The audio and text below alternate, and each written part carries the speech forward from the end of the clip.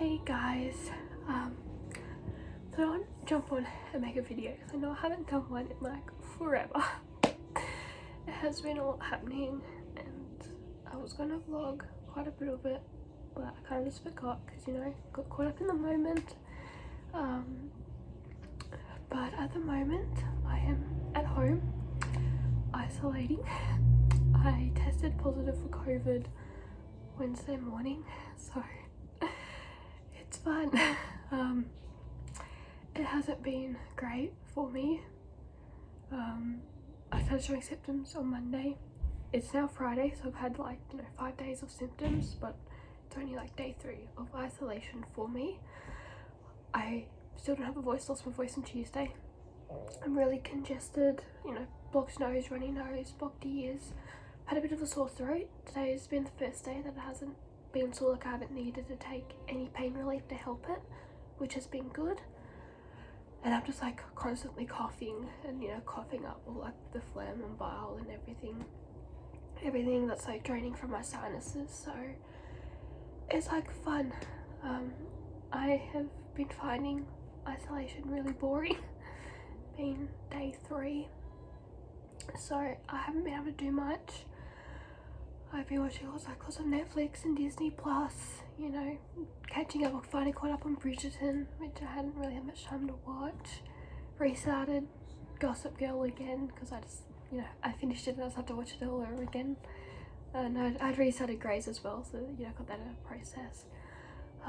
Been doing lots of little, craft activities, some journaling, sort of, starting to, do a bit of a, writing, just, letting all my feelings out onto paper kind of thing. So, just trying to complete little tasks here and there, but I do find myself with the music playing and me staring out the window a lot, which, sure, it's a pretty decent view, a front fence, lots of plants. But yes, this is my room, so over there, that's my door. And then I got my wardrobe here, my bed, and on the other side's my bedside table, but there's about the same distance this side is the other side, so it's a pretty small room that I'm in, I don't get to move far. I did pull up my tap shoes and, just get my body moving, I did about 20 minutes of practice tap on the carpet, so I didn't make any sound, but hey, at least I'm trying to get the feet down pat. That's fine.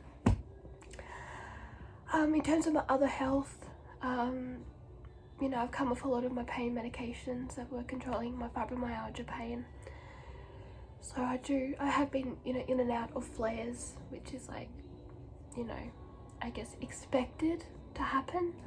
I don't know when I see the pain specialist again, but yeah, it sort of hasn't been great, but my fatigue's definitely gotten worse.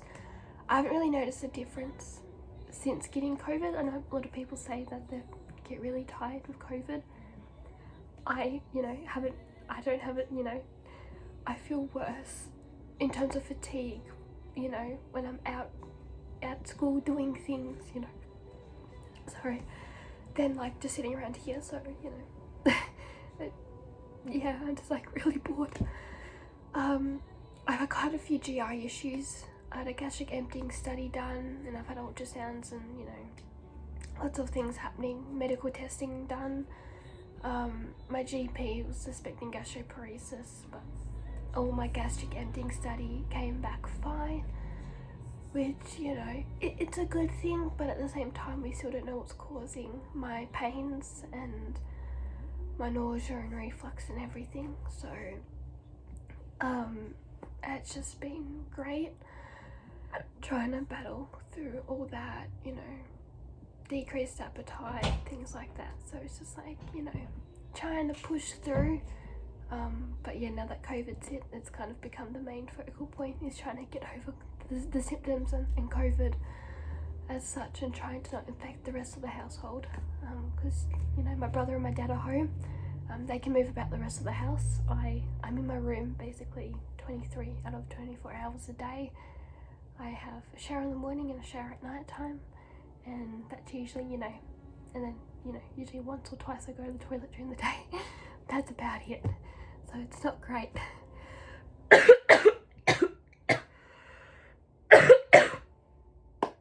Sorry about that. Yeah, so, and then, you know, the return to school as well, you know, that, you know, the first sort of like 2 weeks was okay. And then it was the 19th for us, but, well, here in Melbourne anyway, 19th of February, Dad got a phone call at like 3 a.m. in the morning saying that my grandfather, that his dad had passed away. So that really rattled all of us, and, you know, it took a massive toll that, you know, that morning when we actually like got up, we threw ourselves into cleaning the house and doing the garden, and just, yeah, I don't think the house had ever looked that clean since Mum's death. To be honest, we did the same thing after Mum died, so it must just be our thing, you know. When someone passes away, we clean the house. It's, you know. At that point, you know, we weren't sure if we could get over to Perth or not. The borders were still closed. They weren't really giving us much information as to when they were opening the borders. So even though Jay and I, you know, were double vaxxed, Dad was having a heap of health issues, so he hadn't, you know, he's not quite vaxxed just yet, but he was planning on getting vaxxed, you know, either this past week or next week. But I don't think it's going to happen yet, because, you know, of course, I had to get COVID. But we did manage to get over just before the funeral. It was like, March. So we flew in like a Saturday afternoon. We flew into Perth, and then we had Sunday and Monday there. Sunday, my cousin and her mum, so my aunt, so Geraldine and Em, took Jay and I down to Rockingham in WA to go and visit my nana, and, you know, had a bit of a family reunion with, you know, few of Dad's sisters as well, which it was really nice to see them and sort of, I guess, see the area where we're going to be moving to at the end of this year, and where, you know, I started growing up. You know, Jay didn't remember too much. I didn't actually remember too much. But it was nice to see sort of, you know, where we started growing up before we moved back here to Melbourne, which was really nice. So, and then the Monday, Em, my cousin, took Jay and I via the train. Their train system's really fancy. It's like so exciting, so clean. They've actually got carpet on the train floors. Can you imagine? We got the train into Perth City and sort of, you know, didn't do too much exploring, but, you know, she pointed out some of the big, you know, landmarks of Perth City, and went to do some souvenir shopping to go and get Dad a small birthday present, you know, go and collect, you know, our souvenir things. I know we're moving there at the end of the year, but, like, you know, I had to make the most of it, go and, you know, get our Perth t-shirts. And then I went and also got myself a pair of work Skechers, which was awesome. I know, I flew all the way to Perth to go and get Skechers. Don't question it. So I spent, you know, amazing time, you know, doing that, and then, you know, and then tended the funeral on the Tuesday, which was the 8th of March. It was a very emotional day for everyone. But yeah, it was a big struggle for me, because it did bring back a lot of memories of Mum. Even though she didn't have a funeral, you know, we still held a wake, like a memorial service for her. So, you know, it was quite emotional, and the fact that I had to experience losing a parent, you know, my mum, before I'd lost a grandparent, you know, that was really hard. You know, Mum should have been there, you know, Dad should have been there with us, you know, stupid COVID. But Dad was able to connect in via a web link, so he was able to still, I guess, attend the funeral virtually, you know, from here, you know, which was really good. So, you know, not a great Tuesday, but you know, we made the most of spending time as a family, and you know, Jay and I were very much surrounded, you know, with love and support, and you know, I was so grateful for that. I'm, you know, actually really looking forward to moving to Perth now. And then we flew back the Wednesday, so you know, and with the time difference at the moment, there's a 3-hour time difference, so you know, even though we left quite early Perth time, we didn't get back in until dinner time here, which really sucked. But you know, that following week was really tough. You know, I guess I was going through a bit of withdrawals of our Perth trip emotionally, you know, after attending the funeral as well. So it was a bit of a rocky, you know, time for me. You know, my health up and down as well. And I was literally just getting settled back into the smooth of things, coming into the end of term. I was meant to be having my school formal on Monday, but you know, I'm going to be isolating. I can't even go to my, you know, my one and only, my last, you know, formal.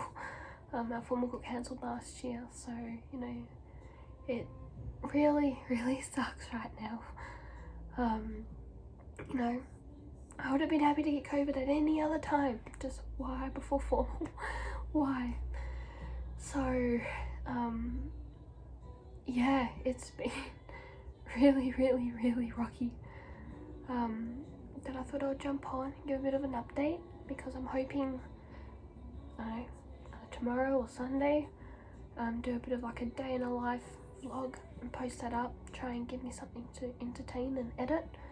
And then Monday, because I still want the memory, you know, I've got my dress, I've got my shoes, I was going to do my own makeup anyway, and paint my own nails, which I've already done.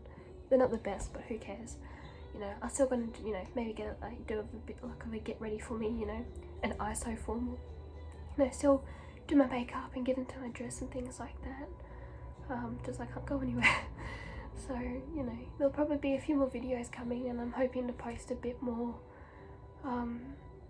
You know, we're going away to Warrnambool in a few weeks' time with my uncle and my cousin, who are flying over from Perth. So, you know, try and vlog that as well, get Jay to help. I've also done my 120 hours of driving, so it's only like, you know, about 3 months now. April, you know, I turned 18 in July, so 3 months until I'm on my P's, and in being so independent, I cannot wait. It would just make life so much more easier to be able to do that. So but yeah, I think that's about it, you know, sort of wrap up the video. And I hope everyone is staying safe out there, and yeah, sort of, you know, a good night to you all.